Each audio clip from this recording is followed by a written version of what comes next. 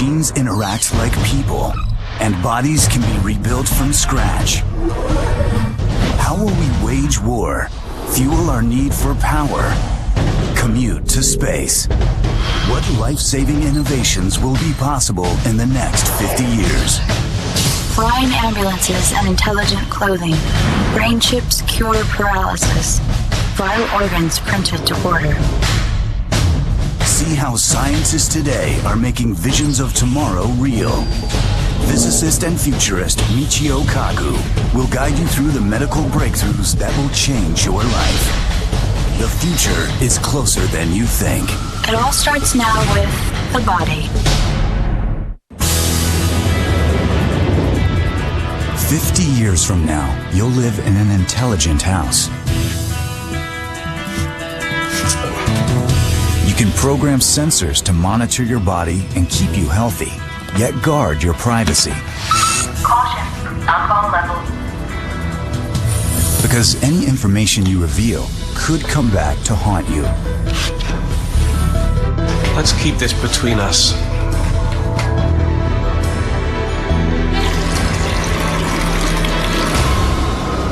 Computer chips connect you to the entire city, including your insurance company.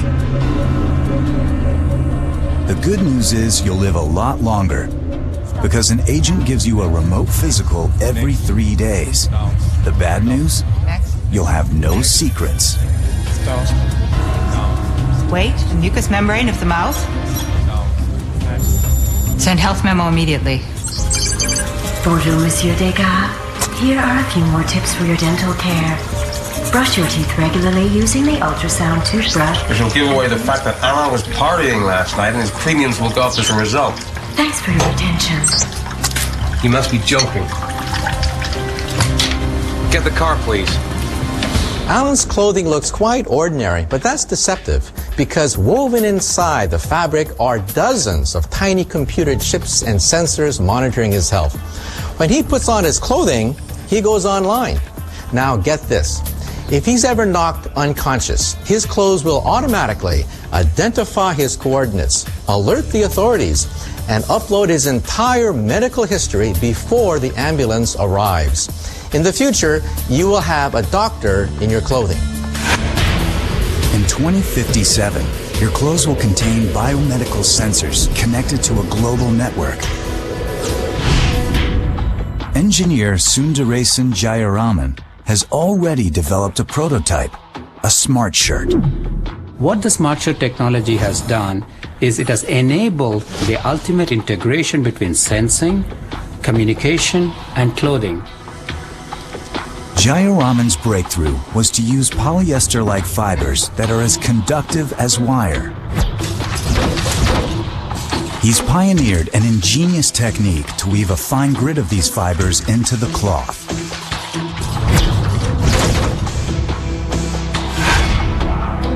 His method took years to perfect before he created a shirt both soft and washable. Wires and computer chips can disappear into the fabric, and sensors can be inserted at any point. So let's say I'm an athlete who's training for my Olympics or any particular sport, then I can monitor my heart rate, for instance, using this shirt. And so the information will go from there to this. There'll be a controller here, and from here the information will be transmitted to the point where you want to collect the data. Tests have already begun. The shirt gives a complete readout of the athlete's heart rate and activity. Coaches can use such data to improve training. But in the future, intelligent clothing will do much more. The moment a soldier is hit, smart clothes will transmit the exact location of the wound and his vital signs. Smart clothes will monitor carbon monoxide levels for firemen, and they'll alert a hospital at the first signs of a heart attack. 50 years from now, everybody, from little babies to senior citizens, will be wearing this kind of clothing that can enhance the quality of life for them. And in fact, if a person is involved in an accident, that can actually save their life. 2057, your car pulls up on command to take you to work.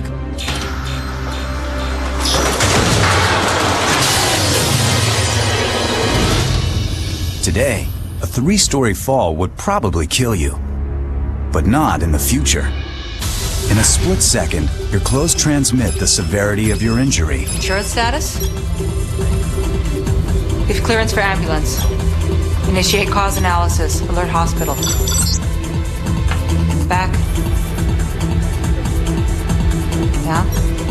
Within 1 minute, help's on the way. It won't get stuck in traffic, it can land anywhere, and it's fast. As a kid, I used to watch Flash Gordon on TV and dream about having my own personal flying car. But you know, there are problems with that dream.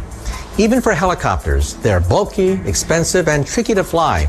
And flying cars have always been problematic. But engineers are now solving those practical problems. And NASA scientists envision the day when we will look up and see a superhighway in the sky. Engineer Paul Mueller has spent more than $75 million to build his dream. A good flying car is a vehicle that does a number of things. Takes off vertically like a helicopter, flies at high speed like an airplane, and drives for some distance on the road like an automobile. From the start, Mueller set his sights on vertical takeoff. Very few people have airports in the backyard, so that's absolutely critical. He was up against some big challenges. Maintaining balance during vertical takeoff is near impossible for a human. No pilot can adjust engines on each side of the plane fast enough to keep it level. So Mueller is developing highly complex software linked to flight sensors to do the job. The Harrier uses such software. But this warplane costs millions more than the $100,000 Mueller hopes to charge for his Sky Car. And this isn't Mueller's only challenge. To take off vertically, Mueller needs engines that are powerful yet light. Instead of large aircraft engines, he's modified smaller engines called Wankels with just 2 moving parts. They power 4 propellers that tilt up to lift off and forward to fly. After decades of work, this is Mueller's Sky Car. 700 horsepower, yet only 1,400 pounds. It's designed to fly at 300 miles per hour, but can it actually take off? It does. For now, the Sky Car remains safely tethered while Mueller works out other kinks, like prop wash and noise. But within 20 years, he predicts police and rescue services will adopt his car. In 50 years, Mueller expects half of all Americans will be airborne.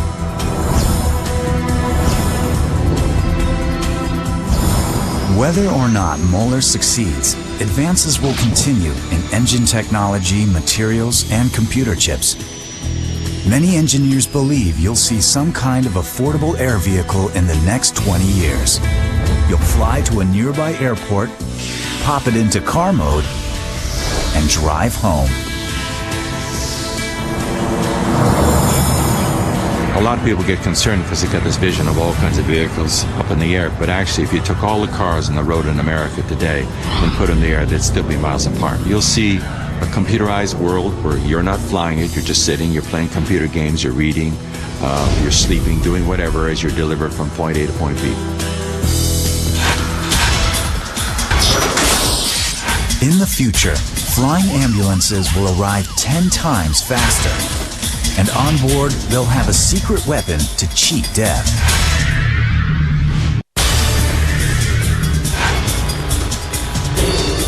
When you have a severe accident, brain cells can die within 6 minutes.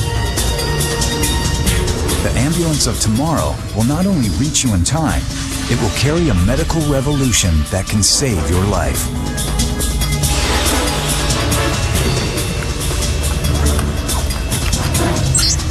Patient data registered, Alan Dega. Platinum class confirmed. Loss of blood, 35%. I suggest reversible death. Okay.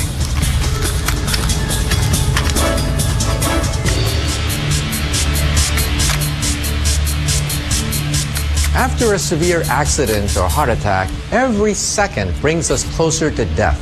So wouldn't it be great if one day we could somehow stop the clock? In the future, EMT crews could use a technique called reversible death or suspended animation. They will replace your blood with an ice-cold saline solution, dropping your body temperature to below 50 degrees Fahrenheit. At that point, brain and heart activity come to a halt. And that's not the only blood substitute that one day could save your life. Okay, tell me what happened. At Virginia Commonwealth University, anesthesiologist Bruce Spees is testing a radical blood transfusion for trauma victims. Alcohol, drugs, any other problems that we know of? None that we know of. Okay, let's get them on the table. Blood carries the elixir of life, oxygen. Disrupting the blood supply stars the tissues and threatens the brain. About his past history? Tell me more. And how fast we get oxygen to the injured brain is key to the survival of the brain and the ultimate rehabilitation capability of the patients. Whether they can ever walk again, eat, drink, speak, all depends on that early delivery of oxygen. Brain cells can survive only 6 minutes without oxygen. This is an image of a brain trauma victim. The big hole is dead brain tissue, starved of oxygen. For years, Spees has been searching for the fastest way to restore oxygen to the brain. Red blood cells work too slowly. He's after an oxygen-carrying substitute that's faster. Finally, he has a likely candidate. A milky substance full of harmless oil-based particles called fluorocarbons. In brain trauma, we see that there's constriction of the blood vessels and actually stoppage of blood flow. In this example, you can see blood flowing through blood vessels and slowing. At some spots, it actually stops. The fluorocarbon blood substitutes fill in the spaces in between the red cells and can get to parts of the body where there simply is no blood flow. The key is their size. Fluorocarbons are 1/100th to 1,000th the size of red blood cells. Yet they carry up to 3 times as much oxygen. For trauma victims of the future, chilled artificial blood could lower core body temperature and create a safe state of suspended animation. By using fluorocarbons as a way to not only cool a patient, but to increase the oxygen delivered to those tissues, we could preserve brain tissue or heart tissue that would otherwise die. With your body stabilized, you can be loaded into an ambulance and flown to a hospital. The ER of the future will be completely different. Non-invasive body scans will allow physicians to search instantly for broken bones and internal injuries. Diagnosis? Suspended animation, no brain activity, abnormal cardiac function, heavy compound fractures, contusion of the spine, paraplegia likely. Not looking good. Okay, let's get started. Insert the sensors. Tiny electrical microstimulators are injected in your leg and attach themselves to your disabled muscles. The sensors will receive wireless signals that reconnect your muscles with your brain, allowing you to walk again. Today, most images of your organs are hours or even days old by the time your doctor sees them. But 50 years from now, physicians will see images in real time, even as they operate.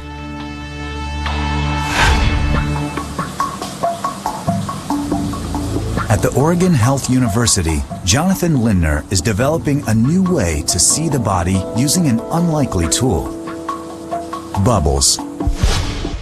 Often when we're doing ultrasound of the heart, we're not able to see the detail that we need to make a clinical decision. So what we do is we make ourselves some tiny bubbles. We agitate this liquid, we inject it into the patient's bloodstream, and the bubbles make their way to the heart, and we're able to see, with these microbubbles, detail that we were not able to see before. Traditional ultrasound shows only the outlines of the heart muscles. Microbubbles light up the entire heart wall and can reveal damaged tissue. The concept is simple. Microbubbles act like tiny bells. When hit by ultrasound waves, they vibrate and emit waves of their own, revealing more detail. During a high-pressure peak, they contract. During the low-pressure troughs, they expand. And because of that, they essentially ring in the ultrasound field and produce very strong ultrasound signals. Engineering the bubbles is a science unto itself. First, Lindner mixes one of the body's fats with saline and dye. Then, he injects a gas into the liquid, activates a vibrating metal tip, and the bubbles form. In these magnified capillaries, you can see the bubbles flowing. 100,000 of them would fit on the head of a pin. In the future, microbubbles will do much more than produce better pictures. They'll act like guided missiles. Lindner is learning how to attach genes and drugs to the bubbles. And with his colleagues, he's experimenting with a powerful ultrasound beam to deliver drugs to diseased tissue. In order for us to do drug or gene delivery, what we do is we load up the bubbles, and then we use high ultrasound energy to pop the bubbles and drive our payload into tissue. So here you see bubbles in an artificial blood vessel, and we're going to strike them once with high-power ultrasound and essentially destroy them. By bursting the bubbles on command, he's able to deliver drugs to tissue with pinpoint accuracy. The result? Smaller doses and fewer side effects. Microbubbles will change forever how we treat disease and examine the body.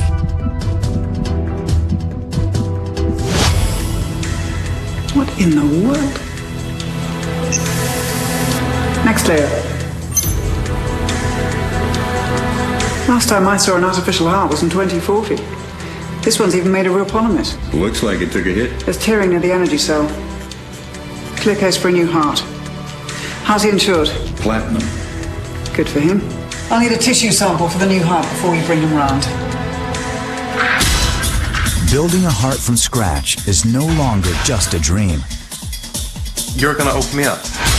From a few of your own cells, a new heart made by a printer.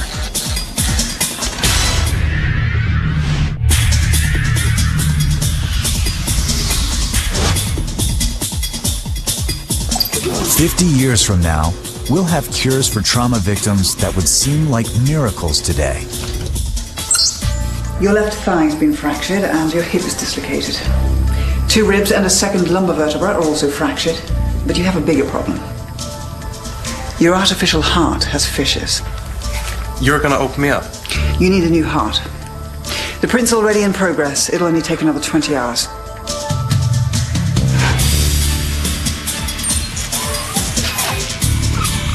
Iris scan identified. Marie Balzac. Status, cleared for security zone. Have a nice evening.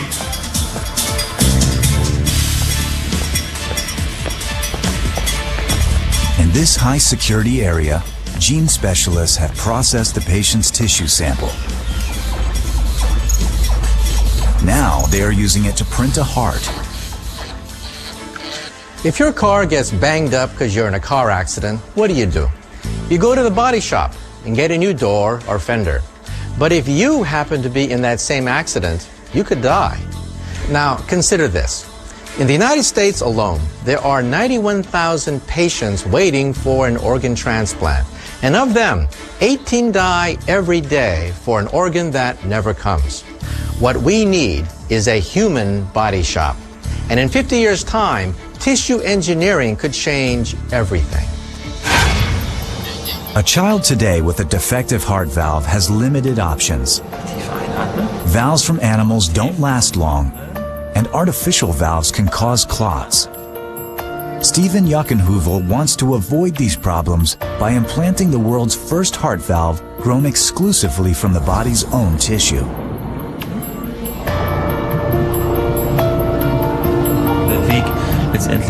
We are moving away from engineering and mechanical replacements and trying to biologize more, to replace foreign materials step by step with the body's own tissue.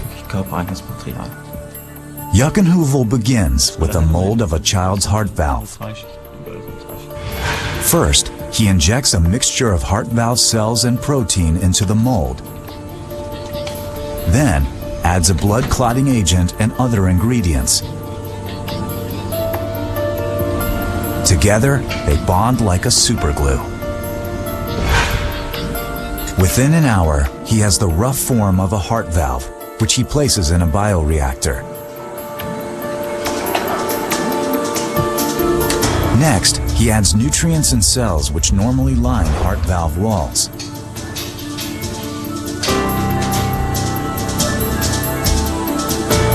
The cells latch onto the structure and start to grow.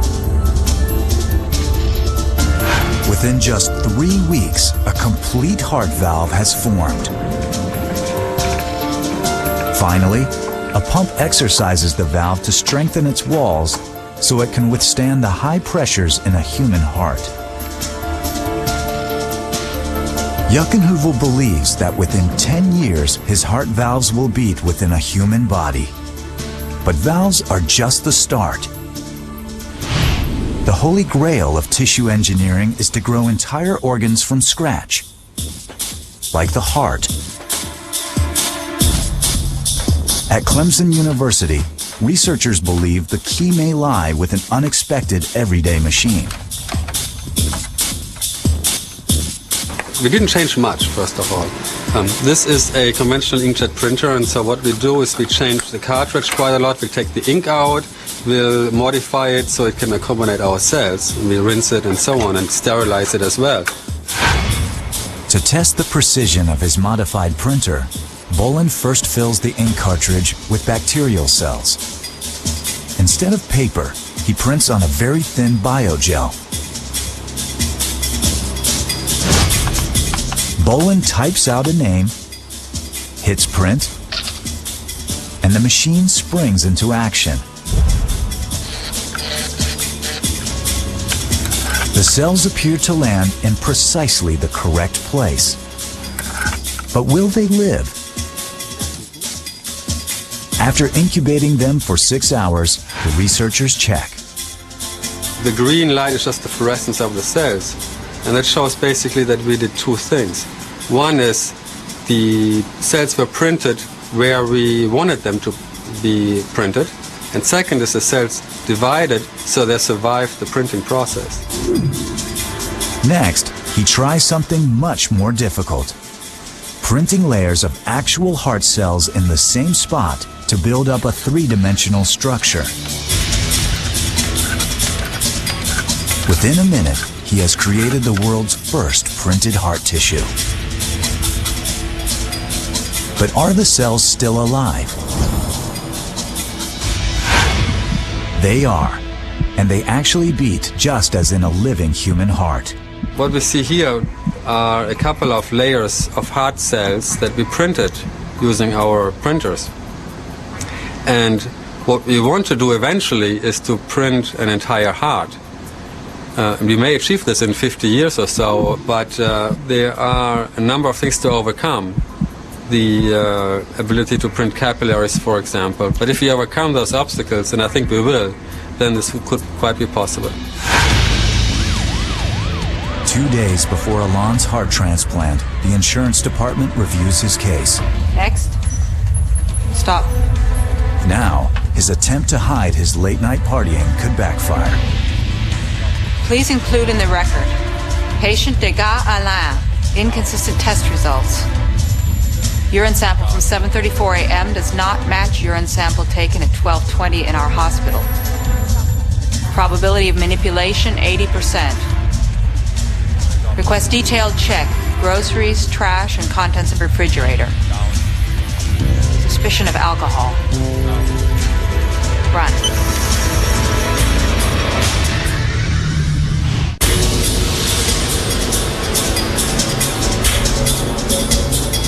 "50 years from now, a replacement heart is manufactured on a printer. It's over here. In 24 hours, it will beat inside his body.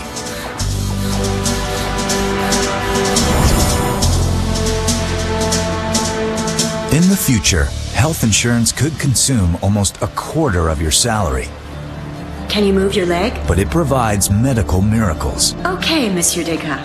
Now I'll activate the chip in your head. This single chip will help him walk again. Let's practice some walking. Monsieur Degas, Does a brain chip sound impossible? Think again. ready? Today, there are hundreds of thousands of patients worldwide who are paralyzed. But in the future, we will have a computer chip that connects the brain directly to an arm or a leg, bypassing the injured spinal cord, and the paralyzed will walk again. Few people have thought as much about how to restore motion to paralyzed patients as John Donahue. For the last 20 years, he has been probing the mysterious signals of the brain. Every movement we make is controlled by brain cells called neurons.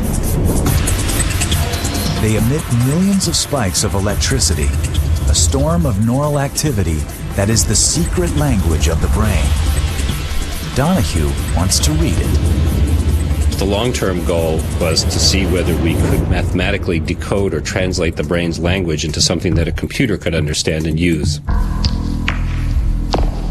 Matthew Nagel is paralyzed from the neck down. In 2004, he offered himself to Donahue for a daring trial. Donahue implanted an array of 100 tiny electrodes into his brain to find out if the area of the brain that controls Matthew's arm still functions. During the surgical procedure, our goal was to put this tiny sensor into the arm area of the motor cortex, the area of the brain where arm movement signals are generated. So this tiny platform sat on top of the brain, and the electrodes about 1 millimeter long would then go into the brain to pick up brain signals. So what we had hoped is that we could then record the patterns of brain activity that were still remaining after spinal cord injury, and in particular, we were interested whether just thinking about moving would allow us to drive a computer or other devices. The brain signals were relayed through a cord to a computer. Going to open the first email, which says congrats. It says you are doing a great job. But the second email, which states... Incredibly, within just a few days, he could move a cursor by thought alone. Next, I'm going to paint a circle. This circle was drawn simply by thinking. That's the best circle I can do. The next step for Matthew is to control an entire arm or hand again. But before he can do that, researchers need to learn much more about how the limbs work. That's the job of computer scientist Michael Black.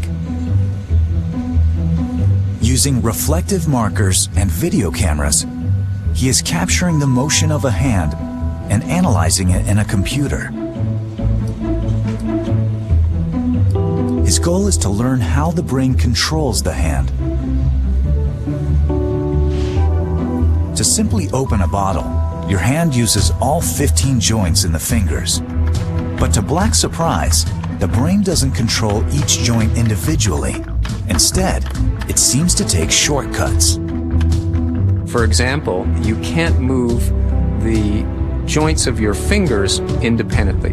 The first and second joint of this index finger move in concert with each other. And what we're searching for is how all the fingers move together in a coordinated fashion to try and uncover the representation the brain might use to move the fingers in that way. If a limited number of commands from the brain can control hand movements, then it may be possible to discover how the brain controls limbs as well. In the future, a brain chip implanted at the base of the skull may transmit the brain's commands to a receiver further down the body, bypassing an injured spinal cord. The receiver then decodes the commands and sends them to the limbs. We're at the beginning of this age of neurotechnology, and what I want to see is that we can have a physical repair of the nervous system. And what I mean is that someday you'll be sitting here interviewing someone and they'll be moving their hands, they'll be walking around, they'll be talking, and they will tell you that I'm in fact spinal cord injured, but I've been repaired by a brain gate chip in my motor areas that have reconnected my arms and my legs, and I play sports, I live a normal life. In 50 years, brain chips will allow trauma victims to manipulate their limbs, but one has gone further. He manipulated his records. Haha, my friend. Degas Alain, suspicion of manipulation confirmed. Cancel insurance coverage immediately. Confirmed. Degas Alain, cancel insurance coverage immediately. Now when I let go of you, just think of walking.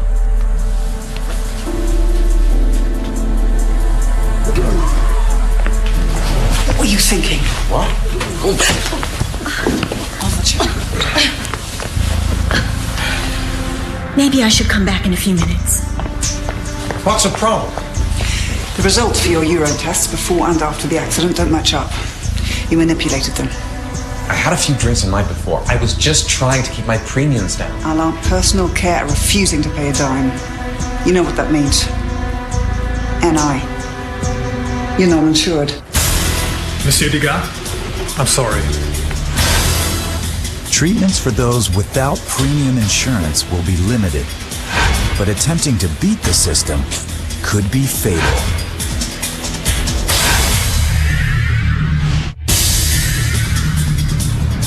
In 2057, a patient loses his insurance, loses an operation, and stands to lose his life. Oh no. But another patient's loss could prove his salvation.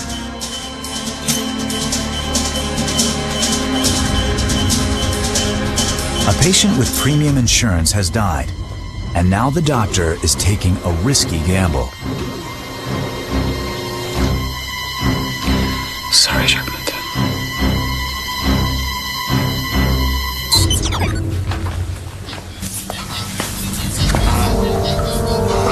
It's after hours, and security is lax in the non-insured ward.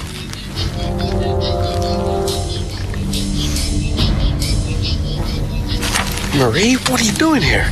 Everything we do from now on could cost me my job. I'm giving you the insurance chip of a first-class patient. What have you done? He was dead already. There's a way to adjust the machine so that he looks like he's still alive to central monitoring. Are you crazy? What are you going to do with the other guy? On paper, he'll die 2 days later. I'm going to build the heart to his chip and then operate on it. And then operate on you as planned tomorrow. Then I'll switch the chips back. To insurance, it'll look like he died in surgery. What if you get caught?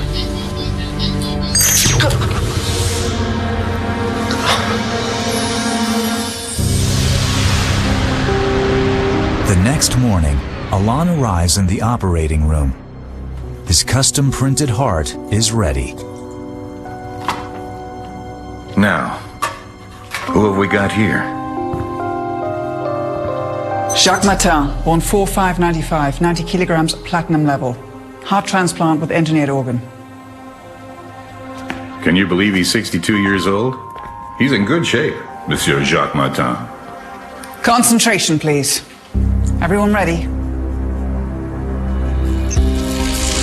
Patient hypotherm.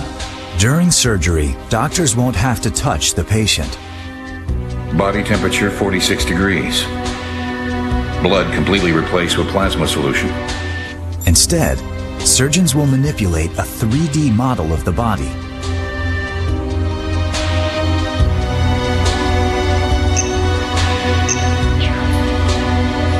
Stop. Computer rejecting data. Seems like we've got the wrong patient.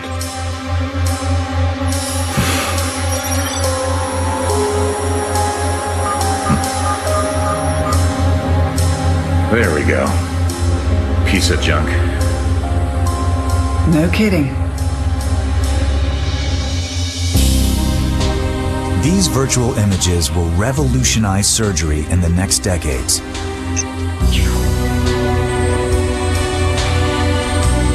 With a click, doctors can switch from a scalpel to a saw. They open the thorax virtually, while robotic arms perform the actual incisions. Are all the main arteries blocked? Yes, you can remove the organ.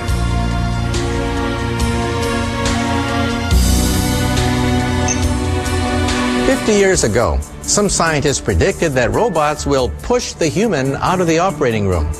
Well, that may never happen because every patient is different.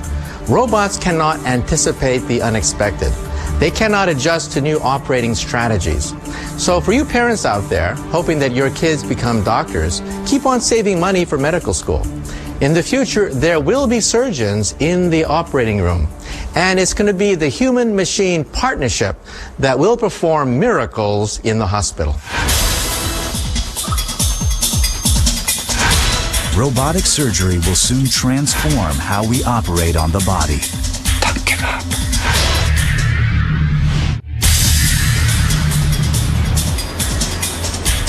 The operating room of the future will be nothing like today's. And the change can't come too soon for doctors in Leipzig, Germany, who perform open-heart surgery 3,000 times a year. They need specialized instruments for these risky operations. But today, their tools have reached their limits. The surgeon works with extreme precision, but for modern surgical techniques that's not precise enough. When you're operating inside the patient with long instruments, you need to have millimeter, even sub-millimeter precision. That means we need to develop instruments which are an extension of the surgeon's hand inside the patient's body. 50 years from now, most surgery will be robotic. In Leipzig, physicians are testing a robotic system that merges man and machine. Using a pig's heart, a surgeon practices a bypass. A control panel transmits his hand movements to these tiny instruments. The robot has 3 arms. 2 perform the surgery, while the third holds 2 small cameras that provide stereoscopic images. The slim probes can reach where human hands cannot. The surgeon can view an image enlarged up to 30 times, so a large movement of his hands creates a much smaller movement by the robot. And a tremor filter keeps a patient from suffering the effects of a surgeon's shaky hands. In the future, robots wielding scalpels will be so precise they will perform surgery on individual cells. But even with ultra precision, things can still go wrong. If a doctor makes a mistake, the robot will too. What we need is a robot smart enough to know better. And Leipzig engineers are developing such a system. In brain surgery, for example, a doctor first outlines the part of the skull he needs to cut to reach the brain. Next, a camera and infrared sensors track the drill's precise position as it goes to work. Now, every millimeter is critical. Drilling too deep could damage delicate nerves.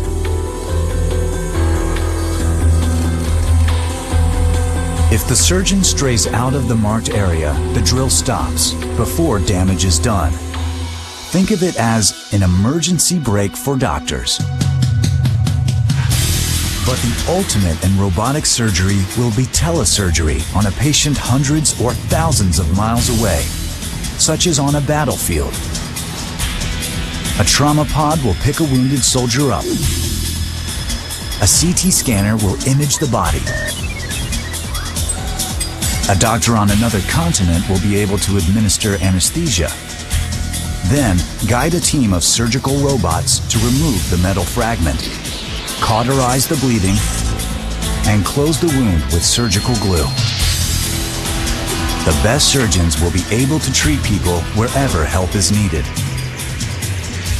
We assume that the surgeon will continue to play the most important role in the operating room, but robots and computers will support the surgeon so that he is more efficient. And operations will be possible, which we can't even imagine today. Alon's custom-printed heart is now in his chest. We're running out of time. The fibrin glue will harden in 5 seconds.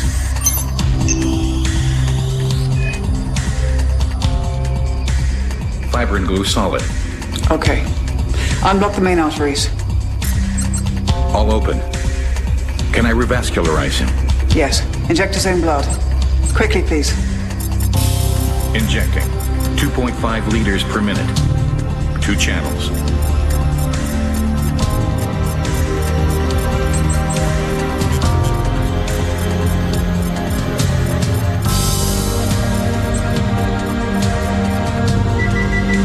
It's not beating.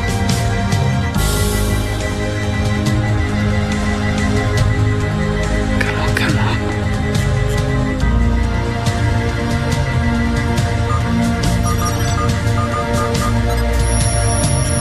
It's taking too long. Don't give up. He's got only 20 seconds left. Come back.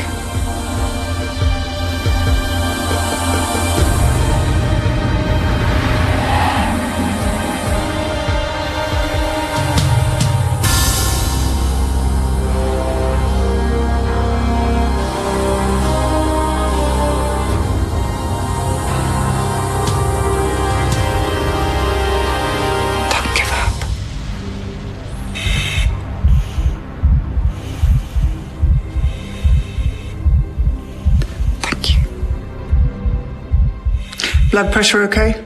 I'll stabilize him. Please close the thorax. If I can afford all these high-tech treatments, I personally wouldn't mind living to be the ripe old age of 200 years, to see beyond my years, to see the future of the human race. And how about you? Well, one thing we know for sure, hold on to your hats, because in the next 50 years, it's going to be a wild ride.